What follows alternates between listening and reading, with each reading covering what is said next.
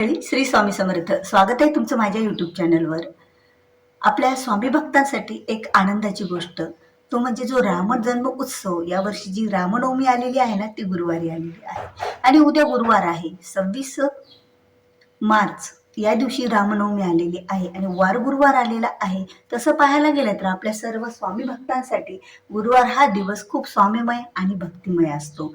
या दिवशी आपण एवढं स्वामींच्या नामामध्ये रंगून जातो ना, तेवढं दररोज आपण रंगून जात नसतो. म्हणून तर या दिवशी रामसुद्धा जन्मोत्सव आलेला आहे. तर आपण राम जन्मोत्सव आपल्या घरामध्ये स्वामींच्या सेवेसोबत करायचा आहे. तर तो जन्मोत्सव आपण कसा साजरा करावा आपल्या घरामध्ये? कुणाकडे रामाचा फोटो असेलही, कोणाकडे रामाचा फोटो नसेलही, मूर्ती असेल किंवा नसेलही, तरी आपण आपल्या देवघरामध्ये जन्मोत्सव साजरा कसा करायचा आहे आणि आपल्याला नवदिवाचा उपाय कसा करायचा आहे याबद्दलची संपूर्ण माहिती आपल्याला या व्हिडिओच्या माध्यमातून मिळणार आहे. त्यामुळे तुम्ही हा व्हिडिओ स्किप न करता शेवटपर्यंत पहा, म्हणजे तुम्हाला लक्षात येईल की घरच्या घरी राम जन्मोत्सव साजरा कसा करावा. जरीही तुमच्याकडे पाळणा असेल, फोटो रामाचा नसेल, तरीही आपण घरातल्या घरी योग्य प्रकारामध्ये राम जन्मोत्सव साजरा करू शकतो.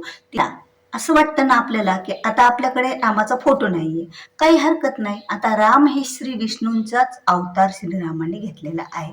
आता श्रीरामाने श्री विष्णूंचा अवतार घेतलेला आहे. तर बघा, माझ्याकडे श्री विष्णूंची आणि माता लक्ष्मीची फोटो आहे. मी तर आता ती फोटो, जर माझ्याकडे रामाचा फोटो नाहीये तर मी तीच फोटो मांडेल आणि त्या फोटोची पूजा करेल. किंवा आपले श्री स्वामी समर्थ महाराजांना, ते तर ब्रह्मांड नायक आहेत, सर्व देवी देवतांचे अवतार त्यांच्यामध्ये विराजमान झालेले आहेत. मग आपल्या देवघरामध्ये जर स्वामींचा जरी फोटो असेल ना, तरी आपण त्यांची पूजा करू शकतो, अभिषेक करू शकतो. आणि त्याचबरोबर आपल्याला उद्या म्हणजे आपल्या घरामध्ये जी बाळकृष्णाची मूर्ती आहे ना, बाळकृष्णाच्या मूर्तीवर पुरुष सूक्त म्हणत आणि स्त्री सूक्त म्हणत अभिषेक करायचा आहे. कारण उद्या दुर्गाष्टमी आणि रामनवमी आणि चैत्र नवरात्री सुरू आहे, रामाची नवरात्र सुरू आहे. त्यामुळे शिव आणि शक्ती, राम आणि सीता या दोघांचे सुद्धा आपल्याकडून पूजन झालंच पाहिजे. म्हणून तर बाळकृष्णाच्या मूर्तीवर आपल्याला श्रीसूक्त आणि पुरुष सूक्त असं म्हणत अभिषेक करायचा. अभिषेकाचं तीर्थ घरातील सर्व व्यक्तींनी घ्यायचं. जागेवर मूर्ती आपण पुसून ठेवून द्यायची देवघरामध्ये आणि त्याची पूजा करून घ्यायची. आता दुपारी 12 वाजता हा रामनवमी उत्सव साजरा केला जातो. आता 12 वाजण्याच्या अगोदर पूर्वी आपल्याला आपल्या जवळ काहीतरी वस्तू लागणार आहेत. आता त्या वस्तू कोणत्या आहेत बरं? तर त्या वस्तूमध्ये जर तुम्हाला पाहिजे असेल तर रामफळ आवश्यक आहे. आता रामफळाचं नियोजन तुम्ही आज किंवा उद्या दुपारपर्यंत लावून ठेवा. जरी कच्चं रामफळ भेटलं ना तरी आणा. कोणाकडून तुम्हाला छोटंसं एखादी फोड रामफळाची भेटली ना तरी आणा. कारण रामनवमीला रामफळाची पूजा आणि रामफळाचं निवेद ज्या वेळेला देवतांना देवघरात दाखवला जातो, याचं पुण्य असं अगणित असं आहे. मग शक्य असल्यास तुम्ही घ्या. आता ज्यांना रामफळ नाहीच मिळालं तर काही हरकत नाही, आपल्याकडे कैऱ्या असतील, कैऱ्यांचं सुद्धा आपण या रामनवमीच्या दिवशी नैवेद्य दाखवू शकतो. आणि त्याचबरोबर तुम्हाला एखादा गोड पदार्थ करायचा असतो. बघा, ज्या दिवशी आपल्या घरात कुणाच्या तरी व्यक्तीचा जन्मोत्सव आहे तर आपण तो कसा साजरा करतो? एखादा गोड पदार्थ, गोडधोड पदार्थ करतो, त्या व्यक्तीला आपण ओवाळतो आणि त्या व्यक्तीला जास्त आपण म्हणजे तिला आवडणाऱ्या गोष्टी करत असतो. त्याचप्रमाणे जरी आपल्याकडे फोटो असेल किंवा नसेल, फोटो असेल तर फोटोची पूजा करावी. रामाची मूर्ती किंवा फोटो असेल एका पाटावर किंवा चौरंगावर मांडावा, त्याच्या सभोवताली रांगोळी काढावी आणि थोडंसं डेकोरेशन आपल्याला जमेल तसं करावे. पाळणा असेल तर पाळणा सजून घ्यावा.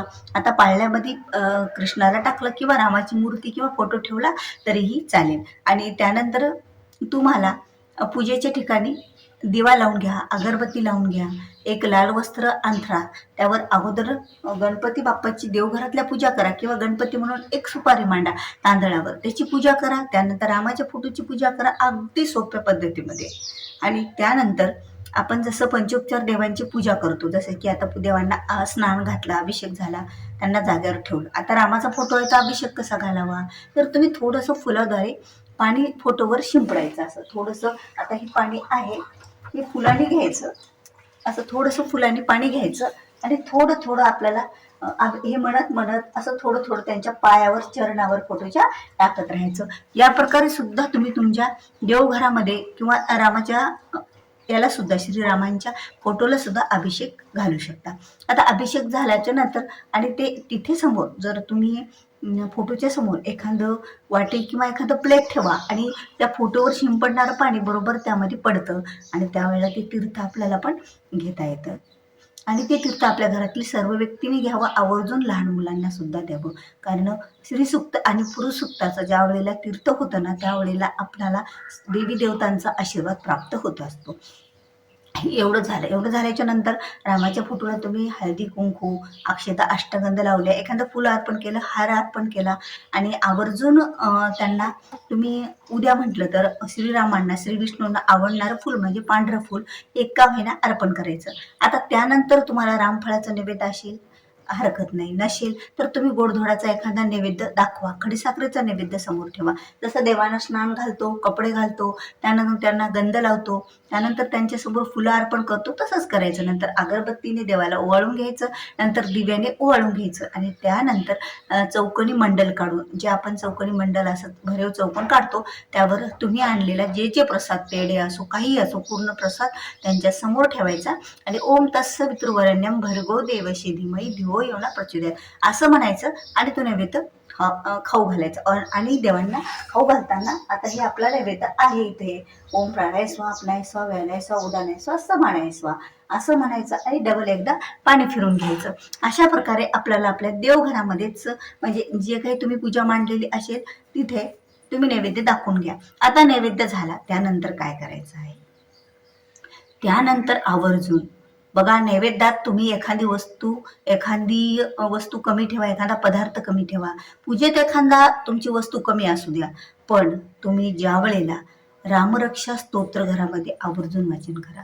कारण रामरक्षा स्तोत्र जर या दिवशी घरामध्ये मोठ्या आवाजात म्हटलं, घरातील सर्व व्यक्तींनी म्हटलं किंवा एकाने म्हणून बाकीच्यांना जर ऐकायला आलं तर घरातली जी वाईट ऊर्जा असते ना ती निघून जात असते. कुठला नजर बाधा, नजर दोष, कारण त्याचं नावच आहे रामरक्षा. रामापासून आपल्याला या स्तोत्राद्वारे रक्षा मिळत असते. म्हणून आपल्याला घरात किमान 9 वेळा तरी रामरक्षा वाचन करावं. ज्यांना शक्यच नाही त्यांनी 1 वेळा रामरक्षा स्तोत्र वाचन केलं तरी चालतं. आता ज्यांना वाचण्यासाठी कुठलं साधन नाही, त्यांच्याकडे रामरक्षा स्तोत्र वाचण्यासाठी पुस्तक नाही किंवा कुठं नाहीये, पण नित्यसेवेमध्ये या पुस्तकामध्ये रामरक्षा स्तोत्र आहे. जर तुम्हाला नित्यसेवा पुस्तक असेल तर स्वामी समर्थ केंद्रातली दिंडोरी प्रणीत. आता हे झालं. जर तुम्हाला रामरक्षा स्तोत्र ऐकायचं असेल तर तुम्ही मोबाईलद्वारे, टीव्हीद्वारे, गुगलद्वारे ऐकूही शकता, घरात लावूही शकता, हेही काही हरकत नाही. पण त्यानंतर आवर्जून आपल्याला 9 दिव्यांचा उपाय करायचा आहे. आता हा जो 9 दिव्यांचा उपाय आहे ना, तो आपल्यासाठी खूप महत्वाचा आणि आवश्यक उपाय आहे. नवमीला 9 दिवाचा उपाय म्हणजे आपल्या घरामध्ये अनेक नवीन कामं हे चांगले होणार असतात. कारण 9 संख्या ही खरंच खूप महत्वाची असते. म्हणून तर 9 संख्या नवमीला राम यांनी जन्म घेतला आणि ते पृथ्वी तलावर अवतरले. तर बघा, त्यासाठी तुम्हाला 9 दिवे लागणार आहेत. आपल्या जे दीपावलीच्या वेळेस पंत्या असतात ना मातीच्या, त्या घेतल्या तरीही चालतील. कारण पंत्या खूप शुभ मानल्या जातात. म्हणून पंत्या घ्या, दिवाळीत वापरतात त्या पंत्या घ्या. त्या 9 पंत्या एका ताटात घ्या. त्या पंत्यामध्ये कुठलंही तेल घाला, तूप घाला, असं काही हरकत नाही की तुम्ही तिळाचंच घाला किंवा नाही सोयाबीनचं तेल घाला. तुमच्या घरामध्ये तेल तुम्ही वापरता दिव्यासाठी अगदी ते तेल त्यामध्ये घाला, तूप घाला, काही घाला. नंतर तुम्हाला लांब 2 वाती त्यामध्ये घाला. त्यानंतर त्या सर्व दिव्यांना हळदी कुंकू लावून घ्या. 1 वेळा हळद आणि 2 वेळा कुंकू कधीही दिव्याला, माणसांना आणि देवांना सुद्धा लावली पाहिजे, ती शुभ मानली जाते. मग ते तेवढं तुम्ही लावून घेतल्याच्या नंतर ते ताट तुम्ही आणि एक सजून घ्या त्या दिव्याला मस्तपैकी. तुमच्याकडे फुले वगैरे असतील तर, नसतील तर काही हरकत नाही. ते ताट हातात घ्यायचं आहे आणि नंतर तुम्हाला असं ओवाळायचं आहे. जी पूजा तुम्ही मांडलेली आहे तिथं 9 वेळा ओवाळायचं. किती वेळा? 9 वेळा. 9 दिव्यांनी 9 वेळा ओवाळायचं आणि नंतर ते दिवे तुम्ही देवघरामध्ये किंवा आपल्या घरात सर्व ठिकाणी ठेवू शकता. एक बेडरूम मध्ये ठेवू शकता, एक तुमच्या हॉलमध्ये ठेवू शकता, एक किचन मध्ये ठेवू शकता. त्याचप्रमाणे तुम्ही देवघरामध्ये 5 ठेवू शकता. फक्त तुम्हाला वॉशरूम सोडून आणि घराच्या बाहेर सोडून तुळशीजवळ ठेवू शकता. एवढं तुमच्याकडे रूम आहेत, वॉशरूम सोडून तेवढ्या रूममध्ये तुम्ही ठेवू शकता. कारण आपल्याला रामाचा आशीर्वाद सर्व आपल्या घरामध्ये पोहोचायचा आहे. त्यामुळे फक्त एक विशेष महत्त्वाची गोष्ट की तुम्ही किचनमध्ये ठेवत आहात तर गॅसच्या जरा बाजूला ठेवा. लांब ठेवा, गॅसच्या नळीजवळ ठेवू नका, गॅसजवळ ठेवू नका. अशी एवढी काळजी घ्यायची आहे. मुलांच्या बेडरूममध्ये ठेवत आहेत तर अगदी लागून पुस्तकांना, जे काही बुक्स आहेत मुलांचे, नोटबुक्स आहेत त्यांना लागून ठेवू नका, थोडं अंतर ठेवा. पण त्या दिव्याचं तोंड, त्या दिव्याची ज्योत ही उत्तरेकडे असायला हवी किंवा पूर्वेकडे असायला हवी. चुकूनही ती दक्षिणेकडे किंवा पश्चिमेकडे असं नसायला हवी. एवढी पण काळजी आपल्याला घ्यायचीच आहे. म्हणून या प्रकारे आपल्याला 9 दिव्याचा उपाय करायचा. घरात श्रीरामांची अशा प्रकारे साध्या सोप्या पद्धतीत पूजा करायची. पाळणा असेल तुमच्याकडे, पाळण्यात फोटो तुमचा बसत असेल श्रीरामाचा छोटासा, तर तुम्ही ठेवा किंवा बाळकृष्णाला ठेवलं तरी चालेल, कारण सगळे विष्णूचेच अवतार आहेत. आणि नंतर त्यांना बाळकृष्णालाच राम समजून आपण त्यांना झोका द्यायचा आणि पाळणा जे असेल ते तुम्ही म्हणून घ्यायचा, पाळणा येत असला. तुम्ही अशा प्रकारे घरामध्ये सुद्धा पूजा करू शकता आपल्या रामाची. मग बाहेर कुठे नाही जाणं झालं तरी काही हरकत नाही. सोप्या सोपी घरच्या घरी रामाची, श्रीरामाचा रामनवमी हा उत्सव आपल्या घरात आपण साजरा करू शकतो या पद्धतीमध्ये.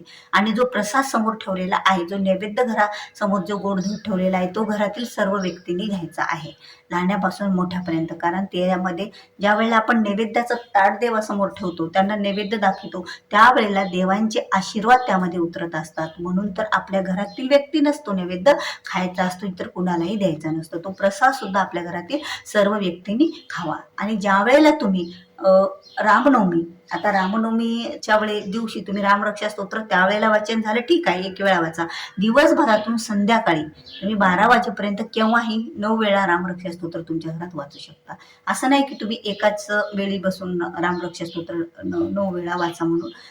त्यावेळेला पूजेच्या वेळेला आवर्जून 1 वेळा वाचन करून घ्या आणि बाकीचे तुम्ही नंतर 8 वेळा वाचलं तरीही चालेल. अगदी दिवे लागण्याच्या वेळेला सुद्धा आपण वाचन करू शकतो. तर अशा या योग्य प्रकारात सोप्या पद्धतीमध्ये आपल्याला श्रीरामांचा जन्मोत्सव आपल्या घरच्या घरी साजरा करायचा आहे. तर तुम्हाला व्हिडिओ आवडला असेल तर व्हिडिओला लाईक करा, शेअर करा. तुम्ही जर चॅनलवर नवीन असाल, अद्याप माझ्या मालिनीश लाईफस्टाईल या चॅनलला तुम्ही सबस्क्राईब केलेलं नसेल तर आवर्जून चॅनलला सबस्क्राईब करा. कारण जेव्हा केव्हा मी असे नवीन माहितीपूर्ण व्हिडिओ माझ्या चॅनलवर अपलोड करेल ना, त्याचं नोटिफिकेशन हे तुम्हाला अगोदर मिळेल आणि तुम्ही माझा एकही व्हिडिओ मिस करणार नाही. तर चला भेटूया अशाच एका नवीन माहितीपूर्ण व्हिडिओ घेऊन. तोपर्यंत श्री स्वामी समर्थ.